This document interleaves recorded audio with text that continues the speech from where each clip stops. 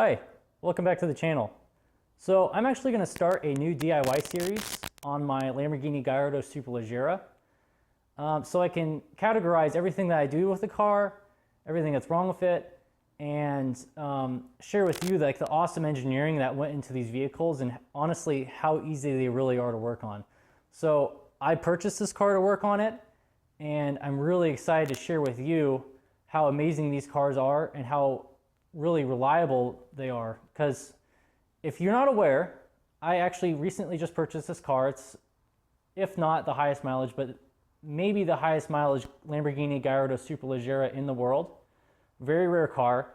And I honestly purchased it to work on it. I purchased it to be a DIY guy and to wrench on it and to get my hands greasy. So I'm really excited to share that with you. And today we're going to be going over how to replace the tail light bulbs in the 2004 to 2008 Lamborghini Gallardos. So this is a Superleggera, but the taillight still is the same. So if you have a taillight like this, I'm going to show you exactly what you need to know to repair this. And I'm going to show you a secret trick on how to actually get at this taillight, because there's a lot of guys that are on the forums that say you have to take out the wheel, you have to take out the fender liner, you have to take off the heat shields, all sorts of stuff just to get at this little taillight. And I'm going to show you a secret trick that I know that you can make this a 15-minute job with just some simple hand tools. So I'm really excited to share that with you. And I also like some feedback. If you like content like this on the channel in the future, I'd love to share it with you. I'd love to share with you my passion for engineering, my passion for this vehicle and the design work that went into it. So if you like stuff like this, and if I'm doing too much detail or too little detail, or if there's something I missed or overlooked, I'd love to hear about it. I'd love to hear your input. So please leave it in the comments below, and I'd love to answer it. And if you have any questions, I also love to answer those questions in the comments below as well. So let's jump into it and get this taillight out, and we can take a look at it, and I'll show you how easy these cars really are to work on. Thanks. So all you need to do this job is a T15 Torx, a T25 Torx. I have this in socket form, but if you have it in screwdriver form, that works just as well. A socket wrench, a 10 mil spanner, socket extension, and then a 10 mil socket, and then the bulbs. So for the taillight bulbs, you're going to need the 7528. This is actually the 7528LL. I'll be sure to link all the bulbs that you need for the taillight assembly in the description, just so you can have them on hand as a reference for whenever you need to replace the bulbs on your car. All right, so to be able to remove the taillight assembly, all you need to do is take your T15 Torx, and there should be 4 screws, one here, one here, one here, and one here. Unfortunately on my car, these 2 screws are broken. It looks like somebody had a little minor accident here, and just a little tiny hairline dent on the bumper. So I only have these 2 screws. So let's take off this grill, and we'll be able to get at the taillight assembly, and we'll be able to pull that taillight out.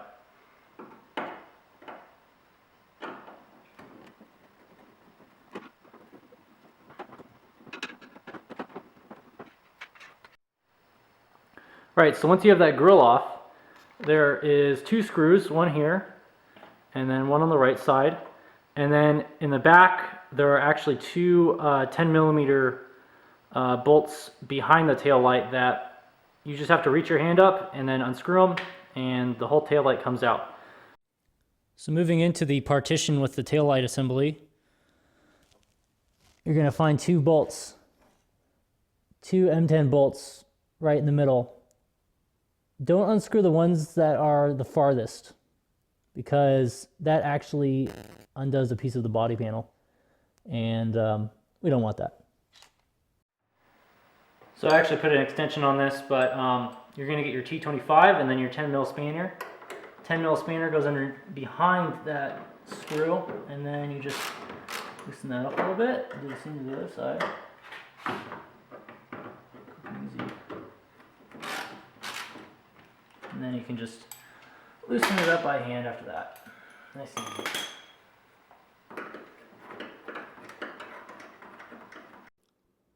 So after taking out these two front bolts and the two bolts in the back that I already showed you, the taillight should come right out. And then all we have to do is disconnect the electrical connectors and then put it on the bench, and we should be good to go to replace the bulbs. All right, so now we got the taillight unbolted. It just pops right out. And then we have two connectors right here, one on the right and then one on the left. And just have to be careful of those. They like to slide off of that little assembly right here. And fortunately, I don't have my helper here today, so it's just me doing this. So I'm setting the brake light right on my knee and then undoing these two connectors. So I'm not too concerned about these braking because they're a very standard automotive product. And this one slid off too, that's okay.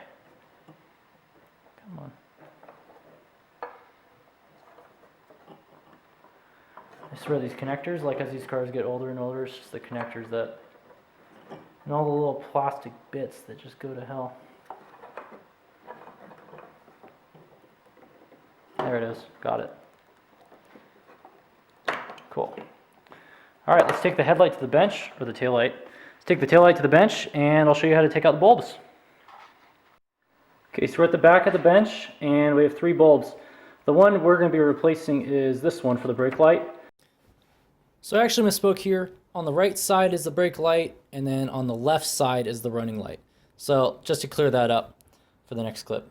A little bit of secret here. I was actually in here before, but I noticed that upon startup, I actually had a little bit of a code pop up for the brake light. I'm thinking maybe like the internal resistance of this connector with the bulb was a little bit too high, so I'm personally only going to put dielectric grease on here.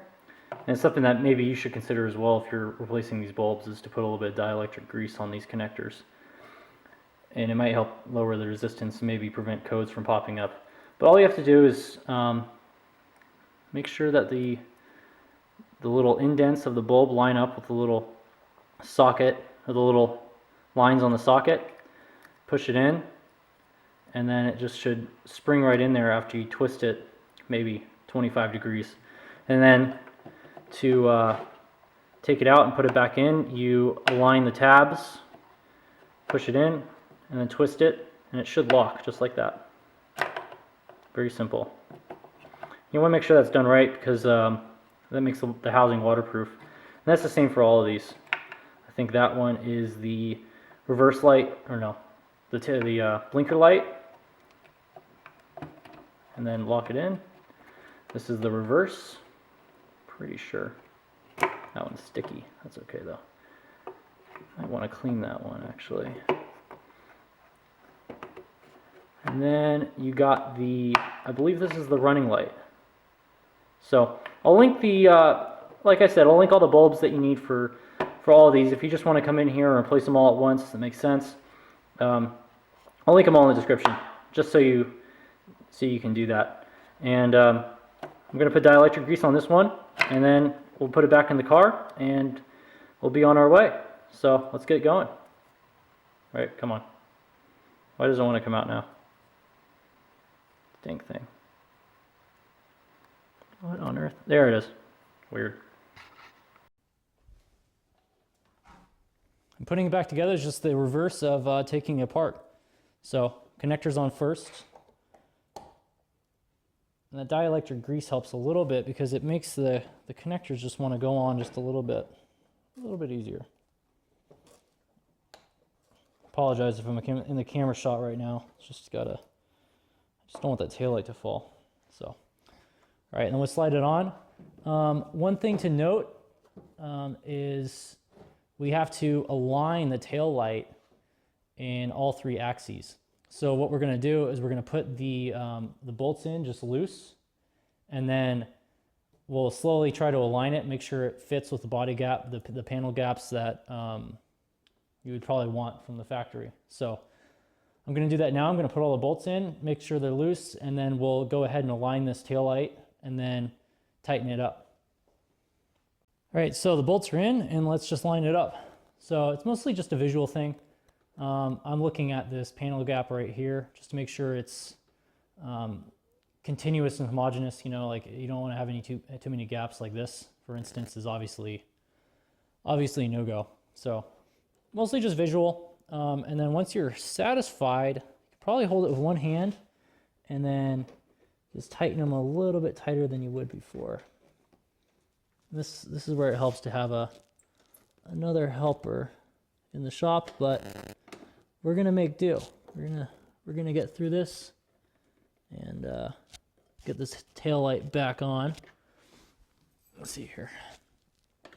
And it usually only takes one, right? Just get one tighter, and then once you're happy with it, see, I'm not too happy with that. I might loosen that back up again. Let's see here. That's better.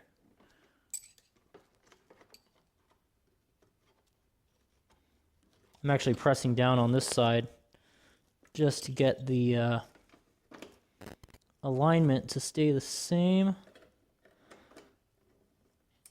There we go. See that? I like that. Yeah, that looks pretty good. The back has a little bit of gap, but if you actually look on the other side, there's a gap there too, but it aligns up with this body panel right here, where the bumper, or I guess not really a bumper, more of this upper valence aligns up with the taillights. So we should be good to go. So I'm going to tighten all these bolts and then put the Gorilla back on, and then we should be good to go. All right, so if you'd like more content like this, I'd like to hear what you think in the comments below. If you'd like more videos of me working on this car, like more DIY content, and if I gave you too much detail or too little detail, I'd like to get your thoughts. I'd like to hear what you think. Sometimes there's things that I overlook or gloss over, that is, that might be important, and something that I just don't even consider that might be a glaring deficiency on how I work on this car. So let me know what you think in the comments below. I'd love to hear your thoughts, and it will help me drive content for this channel on working on this car and making sure that it's good to go and that we're helping as many people as we can with this. So thanks. Let me know.